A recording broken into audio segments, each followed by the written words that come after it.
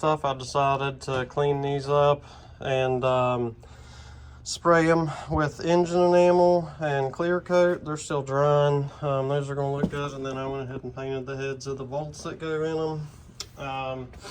Now I am removing the crankshaft bolt, and I'm going to try this to see if I can get it out with one of these jaw pullers. If I can't, the other tool will be here in the morning. But pretty much I'm just sprucing things up. I'm gonna try to make things look nicer. I'm gonna get the crank pulley off of here and then clean it up, paint it, and if you ever have trouble breaking that bolt loose, this is what I did. I just took the AC belt and I moved it from the back to the front, and then I kind of like folded it back on itself and looped it over this, the snout on the water pump, and then grabbed this with some vice grips, and it just came right loose. Yeah, so I got tired of sitting around and waiting. So I came out here and I tried to use this jaw puller, and I fought with it for like 45 minutes, and I broke the Harbor Freight jaw puller, so I guess I just gotta wait till that other puller comes in. But I decided to go ahead and pull the transmission. I've got every bolt out except for one, and I got my transmission jack up under here holding it, and then I got the nuts off of the mount, and I just got to pull that last bolt, and then I can lower this thing down. I already loosened the motor mount bolt so it can, you know, tilt back and forth, back and forth. I took the two bell housing bolts at the top out from the top with a ratchet wrench. So I didn't drain all the transmission fluid out of it, and I'm regretting that now because I know it's probably going to spill out of this tail shaft. But yeah, I'm going to go ahead and get this thing yanked off of here. That way I can get to my McLeod. I got a McLeod light and steel flywheel and a McLeod Super Street Pro clutch on there with all brand new hardware. So I'm going to get that pulled off of there and transfer it over, and then I can throw this transmission on and throw the headers on, and then I just got to wait until I can scoot this car around so I can get the engine out, and then I can snag them motor mounts, and then I can throw it in after that everything will be quick. You know, after I grab those motor mounts. I didn't know it, but apparently the Cobra motor mounts are different than the GT motor mounts, and they're like stiffer. Like, I guess they're like in between rubber and polyurethane. But they're nice ones, so I'm gonna use them. But yeah, I'm gonna go ahead and get this thing yanked off here. As you can tell, mine's still like pretty much new. It just got like that where it's been sitting. It's got that beginnings of rust where the car's been sitting for like 2 months. And then, oh, like I told you, we got the Super Street Pro set up. I'm gonna probably call it a night and wipe, and then I'll come out, wipe everything down, and then I figured out that I can get my car up high enough the way that it's sitting, so I can drop everything out of here the way it sits. I just got to use that. It's sketchy, but I got these 6-ton jack stands right here too. And I have cribs there, so I got like multiple fail safes. Yeah, it's coming right along. Before I go in tonight, I'm just gonna do a couple things to make life easier on me tomorrow. So I'm gonna probably unhook the steering shaft.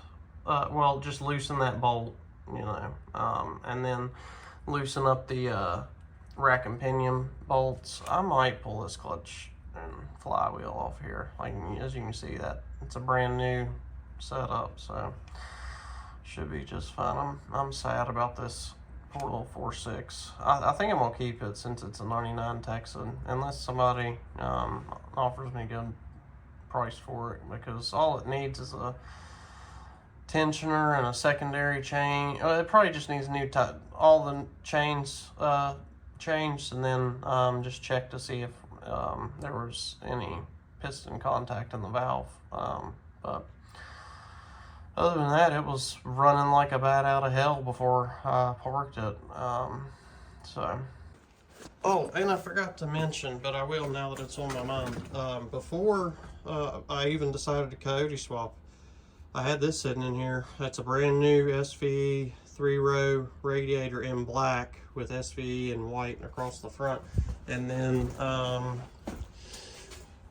that box right there is full-length subframe connectors that also bolt to the seat mounts and torque box reinforcement plates. So this car is going to be stout when I get everything done, and it's going to stay nice and cool. I have parts everywhere, guys. Like, it's crazy.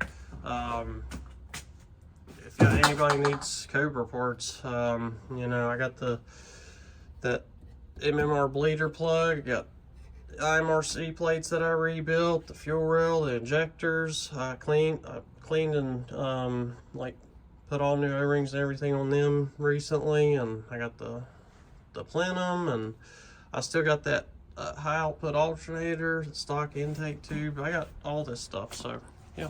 Oh, and a ton of stuff over here.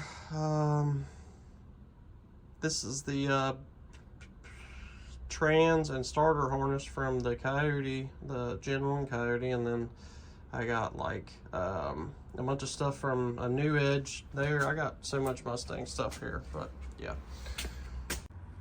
All right, so I went ahead, I got the steering rack loose, I got the rack and pinion bushing, those bolts loose, the steering shaft loose, I got the flywheel off, I got the clutch off, all the bolts, the trans. So I'm gonna call it a night. I'm glad I know that I got enough room where I can drop the engine out through the bottom and wheel the new one in through. So this is gonna work out perfect. I ain't even gonna have to move the car. I was measuring at the bottom of the rad support thinking I had to clear under that, and then I was sitting here, and when I was taking the bolts for the steering rack off, I was like, man, I'm so dumb. All I gotta do is clear the frame on this side. I can wheel it up, and then the top of the intake manifold on the Coyote is going to be the highest part. I just got to make sure that can get underneath of there with the K-member and everything on it, and I can set it super low, so it's going to go smooth. I'm excited. So I'm going to pick back up tomorrow. All right, so I got the harmonic balance puller in the mail this morning. I'm trying it out. This is definitely what you need. I can tell just by the first couple turns that, you know, it's doing it the way it's supposed to. That other jaw puller was terrible. I returned those actually and picked me up a swivel vise. That way I figured I'd need one when I go to work on my X-pipe. To hold it in place for welding and everything. But yeah, I'm gonna get this pulley pulled off here, and then probably the water pump and all that. So I'm throwing the flywheel on here and putting the flywheel bolts on. These get torqued to 177 inch-pounds plus 60 degrees. And I did get the water pump pulled off and a few other little odds and ends done. So I'm gonna try to get the clutch thrown on here after this and the pressure plate, and then I'll pick back up with you. Oh, and I also like super cleaned my transmission. It's like shining like it's brand new again. So just wanted to give you a little update of what I got done. I got the crank pulley, painted it because it was like nasty. I just kind of got all the loose rust off of it and hit it with some Rust-Oleum engine enamel. Just barely kind of dusted. I just wanted it to look black. I ain't worried about the paint being that good. I did get the clutch and pressure plate on there and flywheel, and everything's torqued to spec. And then I've got my alignment tool in here. I got my transmission cleaned up and everything. So now what I'm doing, I'm just unhooking this fork. This pivot stud has like maybe it has less than 1,500 miles on it for sure. Same thing with the fork and the bearing. But I just went ahead and got another bearing because I'm in here, and you know, I did put a new pilot bearing in the back of the engine too. So I didn't have much time, so I didn't bother with unhooking and dropping the 4.6 out. I'm just like gonna pretty much get all this thing as ready as I can get it.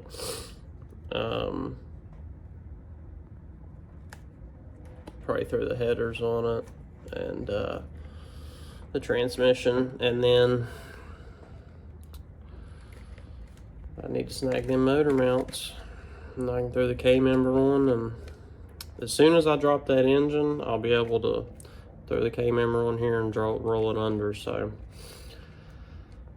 I ain't too far away, but I do keep stopping and cleaning stuff up, and like all the bolts, I've cleaned up all the bolts and painted all the heads of them so that they don't rust again and all that jazz. So yeah, I'm like super tired. It's like 2 in the morning, so I'm gonna go ahead and get some rest. Yeah, so I'm about to throw this driver's side header on. So I wanted to show how clean these welds are. I mean, for $400, I mean, you'll see them when they're on there, but these are nice. Yeah, so the headers sit on there great. I just left the manifold studs on. I'm gonna pull a few of them off because I think getting bolts in will be easier on the bottom ones. But there is all the fitment's good, and Foxcast Media says there's no issues with the steering shaft, so I guess the steering shaft just kind of slides right by it. But there is an issue here. As you can see, it's like super close to the fork, so I'm gonna grind that back just a hair, just to give me a little bit more clearance.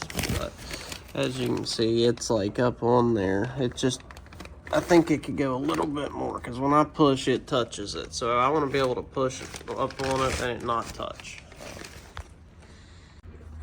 Yeah, so I test fitted the headers, and then I had to clearance my fork. I did it. I clearanced it like more than what it needed, just to be safe, because things flex and move. So I went ahead and gave it about 1 inch. Speed Engineering sent these bolts and 2 bags of bolts like this. None of them fucking work. They're all coarse thread. The block's fine thread. It's just one thing after another. So I'm not sure if all these nuts will even go on. I really don't feel like messing with it anymore, to be honest with you. Yeah, I got the crank pulley ready, and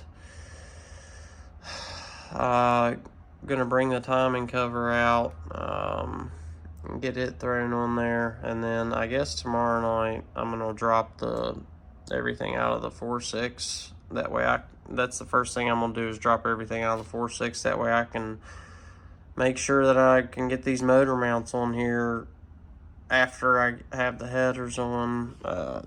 So I'm just gonna put these headers on like kind of tight, and then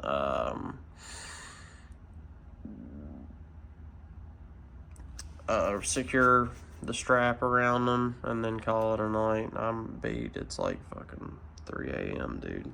And I'm losing patience. My back's aching. So yeah, but everything's came along good. Trans is on. That's test fitted and clearance. I got the crank pulley all. I really didn't get much done, but I didn't have much time either. So yeah, everything's coming along good. Everything's fitting good. Everything looks good. All right, guys. So I got an extra set of hands with me here today. So thankfully, I was able to finally get the car moved over like I was talking about. I moved it over and back. We got everything unhooked, and we took the front end out from underneath of it, and dropped the K-member onto these two dollies. So now, in theory, I should be able to just lift the car up and then drag the engine out of the way. I've always went through the top like you guys seen in the last swap, but everybody swears up and down this is the better way to do it. As of right now, it's looking to be that way, but we'll find out soon enough. All right, so the 464 valve is out finally. Everything else is out too.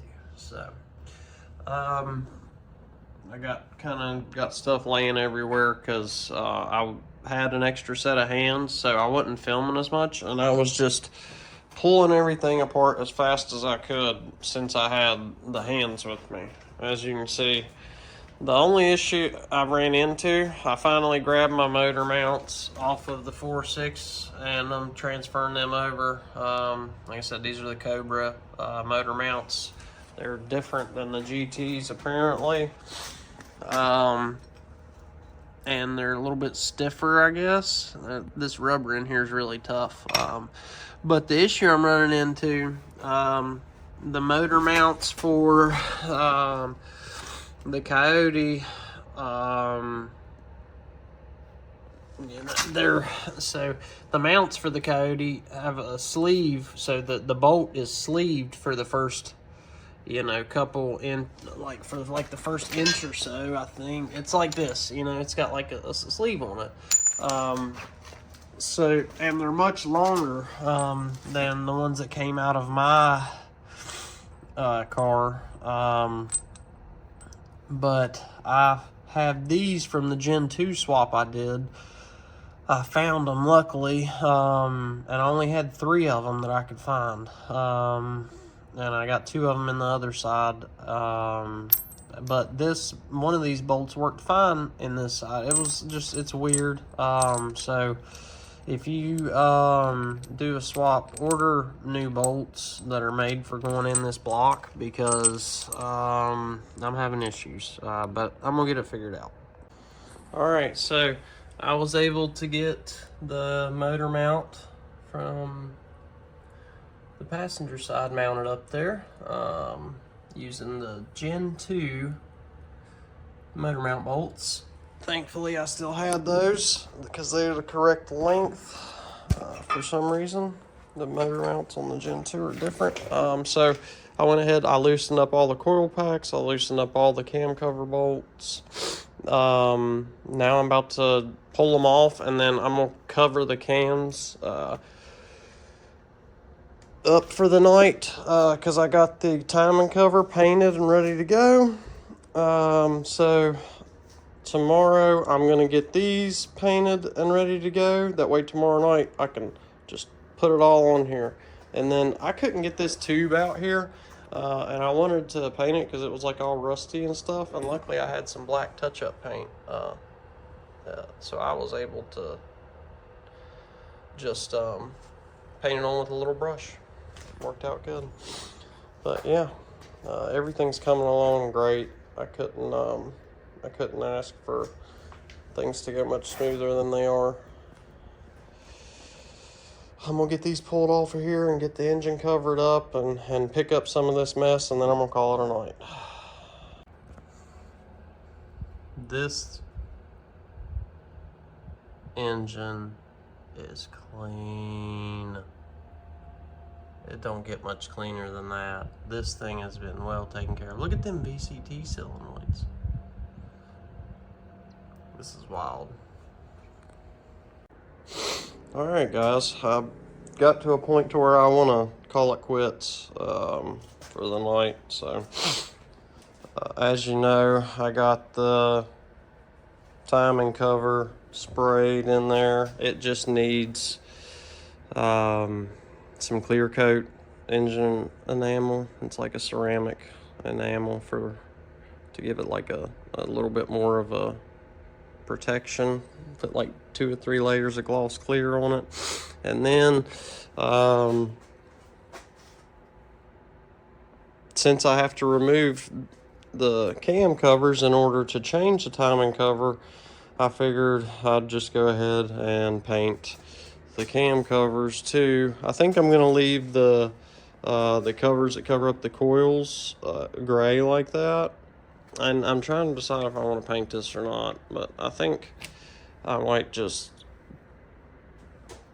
stop with the cam covers next. I don't want to do too much painting, but I'm gonna take these in with me tonight and get them nice and cleaned up and prepped, and tomorrow during the day this will give me something to do in the sunroom.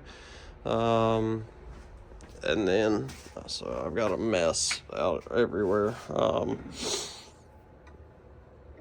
Oh, this is what I was looking for. And then all of the bolts for the cam covers are in here. They all were rusty, super rusty. So I hit them on my bench here with the wire wheel and just knocked all the rust off of them. And I'm probably just gonna dust them with either some of that or some flat engine paint that I have, like some header paint, so that they just keep a nice black look, kind of similar to this. This is that, like 2 coats of that engine enamel. It's like satinish, look in between satin and gloss. It's got a real nice finish. And then of course we got all these parts up here.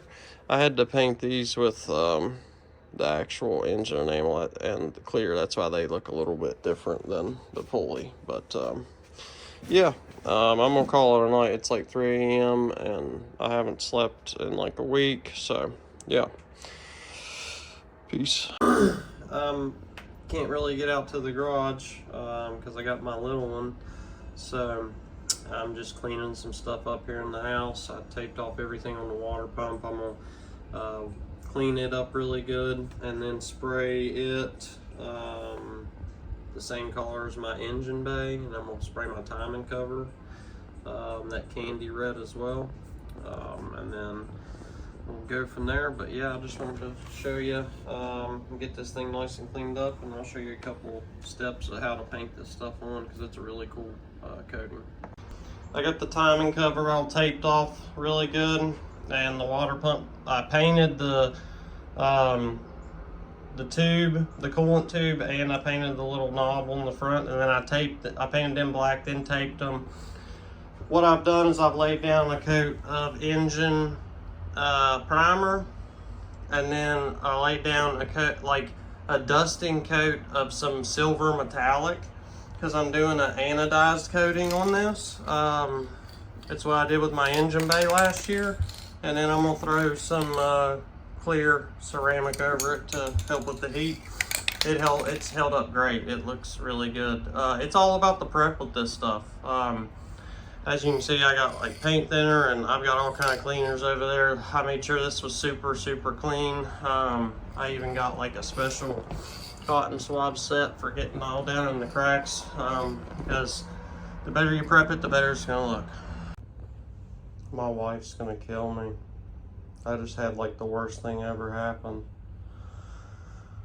It ruined the fucking 12 hours I've been working on this. Got black paint all over this. Got black paint all over the water pump. I tried to wipe it off. Look at how perfect it looked. Luckily, it only got like right here on the timing cover, but it did get all over the inside. Pretty much, I left this heater on to make this stuff dry quicker, and I set a paint can down right in front of the heater on accident.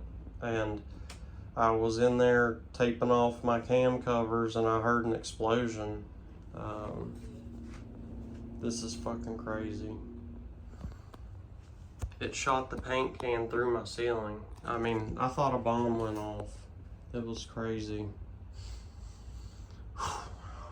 Luckily, I think I'm gonna be able to salvage the timing cover, because with the water pump right there in the crank pulley there, you won't be able to see that little bit of black.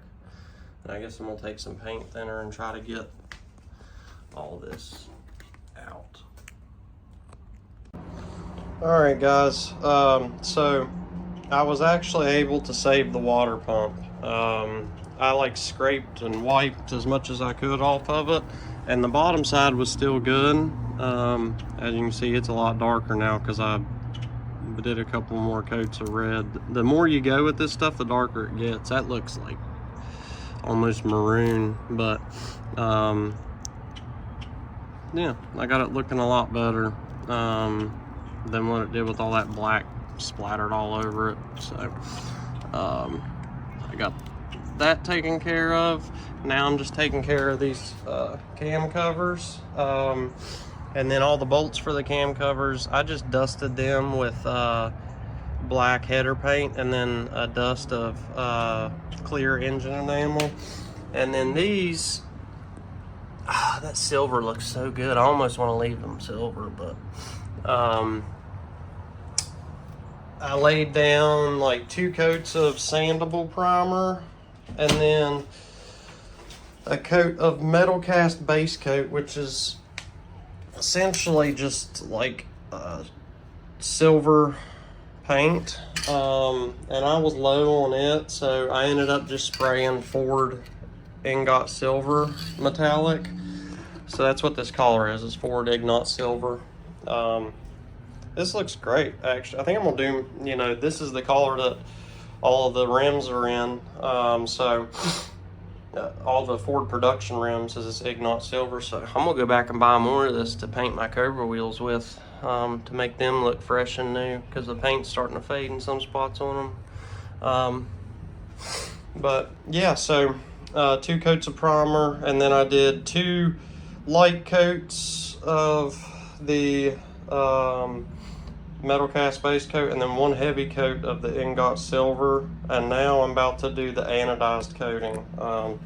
So that's this metal cast stuff. Let's go ahead and get it going. That way, hopefully, by the time the sun goes down, everything will be dry and I can put it back on the engine. Because I really want to get the timing cover and the crank pulley on it this evening. Yeah, so now I'm going ahead and doing the cam covers after the fiasco where I blew a hole in my ceiling and ruined the floor in here. I think it'll come up with paint thinner, but I got the 2 layers of primer, and then 2 light coats of metal cast base coat, and then 1 wet coat of Ford Ignat Silver. And then I've just now done 2 light dustings of the anodized silver. This anodized stuff, where it's a clear coat, you have to lay it on like super light. It's like you just barely dust it on. So this is really like 2 coats, because the first dusting didn't seem like enough, so I just did like 1 more dust on it. As you can see, like there's still parts where you can still see silver. That's what you want on your first coat. I know it doesn't seem right, but if you want it to look good, then this is the way you got to do it. And then after 4 or 5 coats, my water pump's darker than what this is supposed to be because the black exploded on it. So I put anodized on top of black, so the water pump's probably a little, you can see it's way dark over here. It's a little bit lighter over here, but eventually those cam covers are gonna be about that color. I'm gonna go ahead and let this dry and then come out here and hit 2 more dust coats, and then I'll start laying a wet coat or 2 down, and then we'll move on to the clear coat. All of the cam cover bolts, I've already finished those. Those got black header paint, and then dusting of the clear engine enamel. This looks good the way it is. It's almost like an orange. Looks really cool. And I left the heat protective stuff on the cam cover too, just painting right over it. So, all right, so getting the cam covers taken care of. This is I did, the primer and a few coats of silver, and then I did 2 dusting coats, and this is my second like medium wet coat. The camera isn't really doing it justice. The camera kind of makes it look a little bit more orange, but it's like super dark candy red. I love it. I might go one more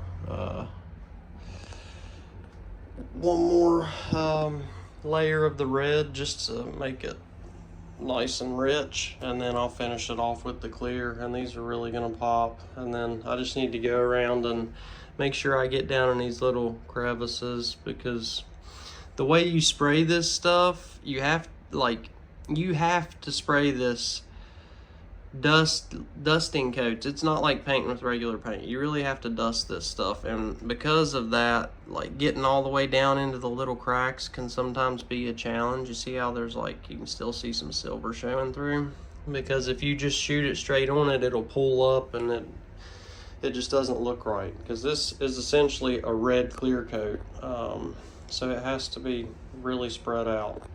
But yeah, I'm gonna let this dry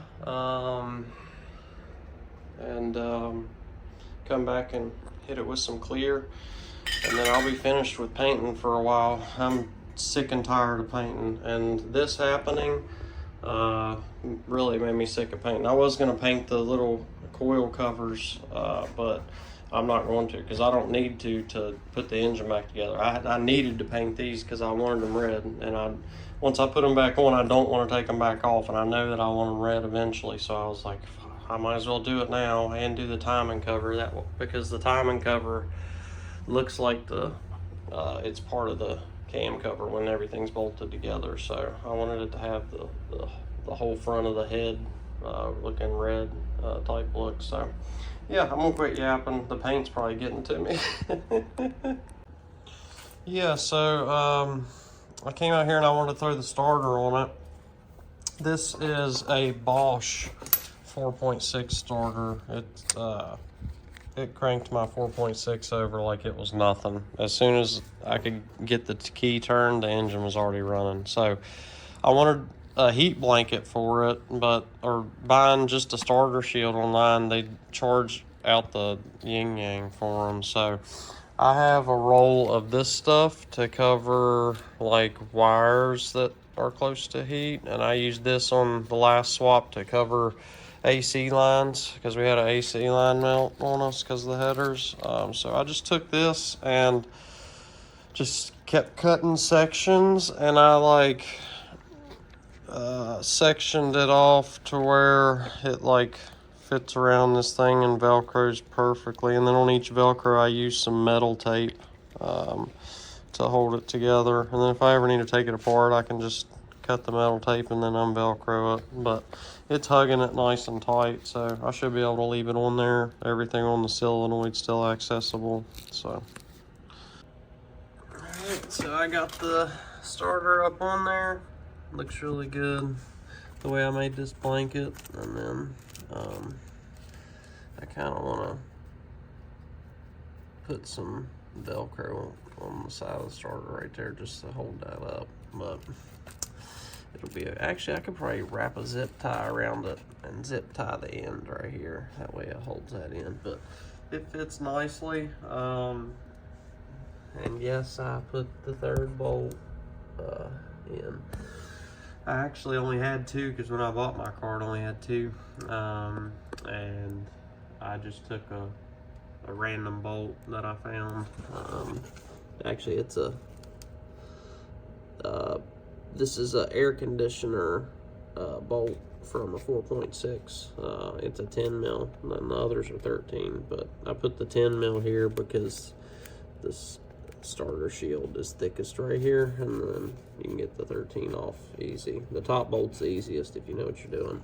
It might actually be a little harder since this Coyote has this ear right here. The 4.6 don't have that little ear, so that might make it a little more tricky. But yeah, I'm gonna try to throw these headers on and see how they feel. All right, so the Bosch starter won't work at all. And I remember now hearing somewhere online that you have to use a Gen 2 starter. Even with the Gen 2 starter, I'm still contacting this header right in here. That's as close as I can mark it. And then the back of the starter solenoid's contacting here. So I'm gonna grind on the starter for this spot, and then I'm gonna just massage this spot a little bit and see if that gives me a better fit. All right, so the Bosch 4.6 starter did not work. I got the Gen 2 starter on here, and I test fit the headers. And like the way I test fit is I stick them on there, and then I kind of flex them this way and then flex them that way, and then I put a bolt on it on the top and the bottom and see what the full range of motion is when both sides are tight, because that's how much it'll flex when you got, you know, the whole car, you know, thousands of pounds pulling against these. So there was some this back of the solenoid here, there was a nub that was going to be contacting this primary, and then the next primary up, this one, it was like touching the solenoid. Like I couldn't even tighten the bolts up. It was, you know, contacting that first. So I massaged this primary down through here in about, you know, a little more than 1/4 inch. So I have room to wrap the starter now and wrap these headers, and hopefully not make contact. But yeah, I think that I'm gonna call it a night, because I gotta put the clear coat on them cam covers. The timing cover's curing with the clear coat, so it'll be ready tomorrow. And if I can spray the cam covers tonight, they'll be ready tomorrow. And then I can put the top of the engine back on and put the K-member under it, and she's going in. For it only being 1 week that I've been working on this, and just been coming out here at night from like 8 until a little after midnight, I've gotten so much done. It's crazy. But I've been without a car for so long that I've just, you know, putting my head down and trying to get all this done. But I'm really happy with how everything's coming along and fitting. So yeah. All right, so I finally got my starter shield the way I want it. I tried to make the Bosch starter fit, but I grinded on it a little bit and it was still just barely rubbing. It would probably work, but I have OCD. If you can't tell, this starter shield had to be perfect. Yeah, I even had to put a little, when I take the bolt on and off, I need this little flap here. Attention to detail matters. And then like this flap was sticking up, so you know, when you try to get a bolt on it, that flap might have to push it out of the way. So I just went ahead and taped it down, that way you can get your wrench in there nice and easy. And then I think I am going to leave out the third starter bolt in the top, because one, the 5.0 has this ear here, and I don't know if I'm going to be able to reach that when I'm up under the car to get to this. The bolt hole is on the other side of this ear. That's just crazy. I almost want to cut that off just so I can get to it easier. But there's that. And then on top of that, you can't take the starter on and off with these headers. There's no way.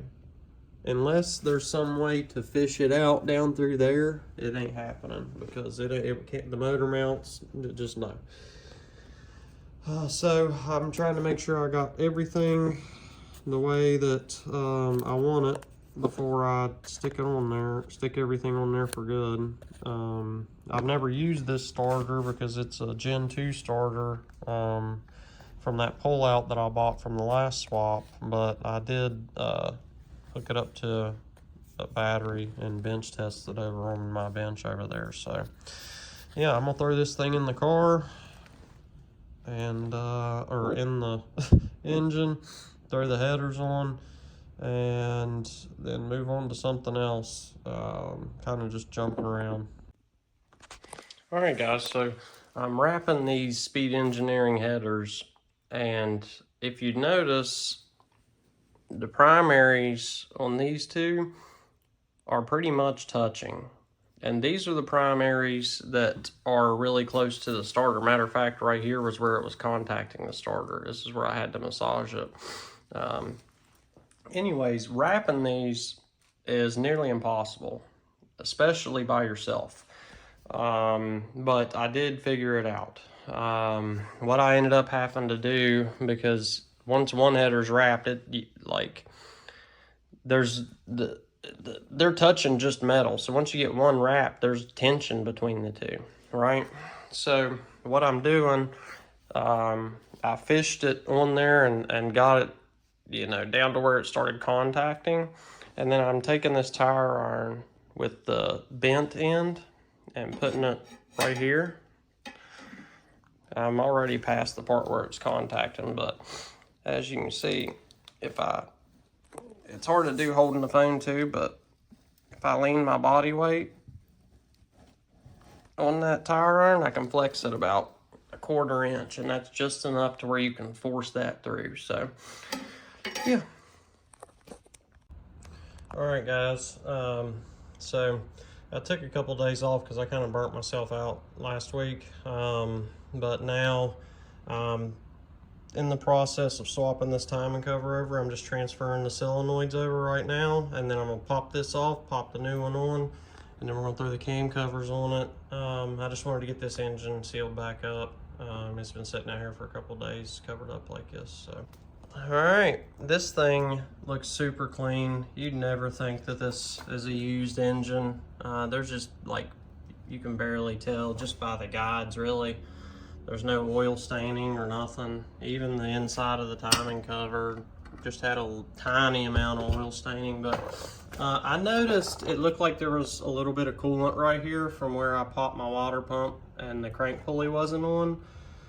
I had a towel over it, but I noticed some discoloration there. So I took about 1.5 quarts of oil and dumped it in here just to push it all out, and it all came out the back here, still draining a little bit.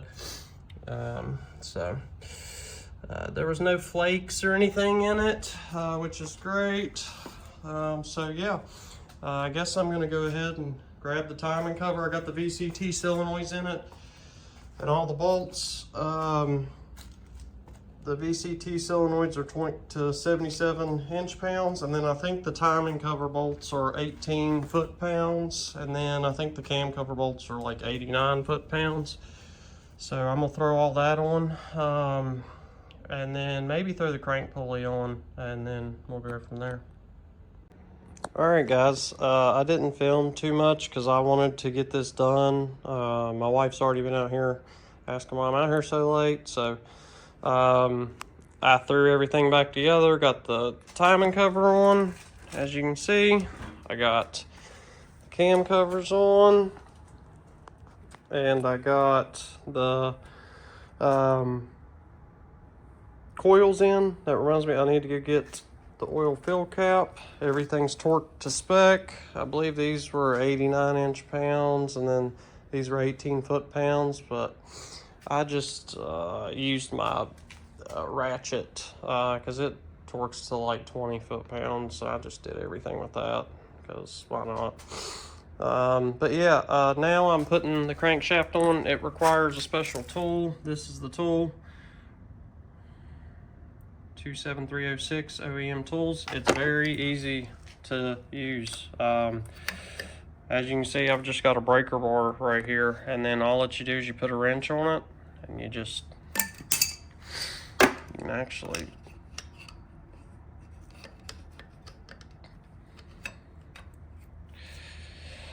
it's hard to film, but you can see it's not that bad at all. The way that I've got this wrench, I can spin it 360 degrees when I'm not holding the phone, and you can see it's pushing the crankshaft right on there. So this thing works great. So I'm gonna push the crankshaft on, and then I'm gonna go grab the oil cap and throw it on there, and then I'm calling it a night. Then we can move on to throwing the headers on and putting the K-member up under it, and finally getting this thing going. There's my beautiful starter shield.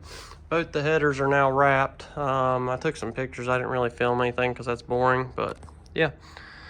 So I got the engine sealed back up except for the intake ports.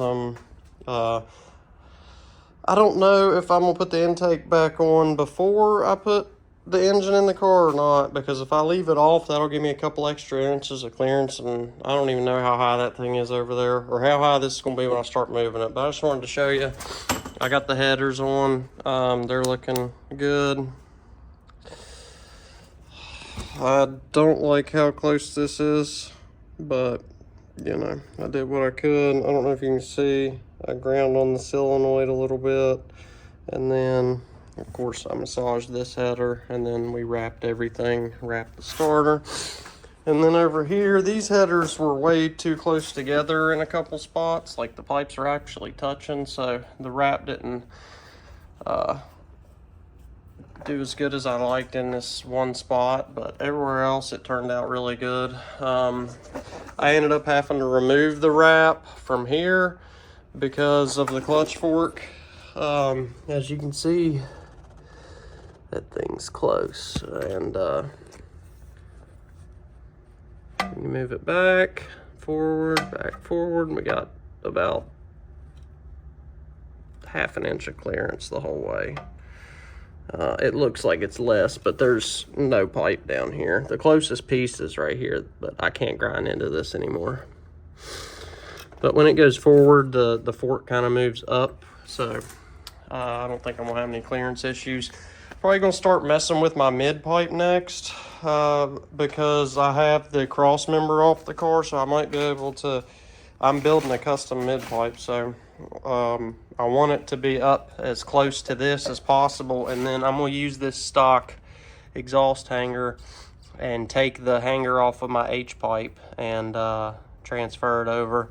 I don't know if I'm gonna, actually, I don't know. I might hook this thing up to my regular catback and regular mid pipe at first, and then do that later, because I really just want to get this car running again. I'm like doing all kind of extra stuff, but yeah, I'm gonna throw the accessories on the front of it, and probably throw the crank bolt in it, throw the water pump on it, and then we might go ahead and do the PBH brackets this evening.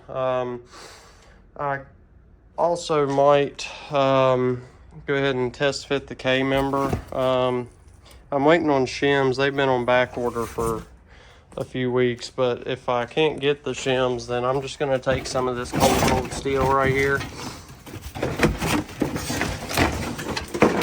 and I'll cut it into perfectly square pieces, and then just drill a hole in the center, and then this will be my spacer plate. I'll just stack, like, you know, 2, 3, 4 of these together, and then just weld them together, and then make that my little sandwich plate up underneath the motor mounts. But yeah, I'm gonna get back to work. All right, so I'm test fitting the UPR K member. Everything looks okay. I got it set down right now, just to make sure that everything clearance wise looks good. It gets kind of close to the header up here. Not much you can do about that, but remember there's wrap on here, so and then down here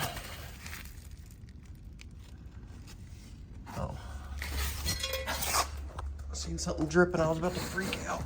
A little bit of coolant coming out.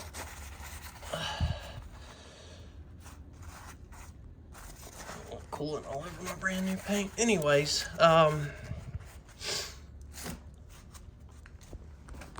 so yeah, down here, the crossbar, it's not touching either, because as you can see, I'm able to spin this stuff freely. It is rather close, so those motor mount shims that I've been waiting on for a month, I'm about to just say fuck it and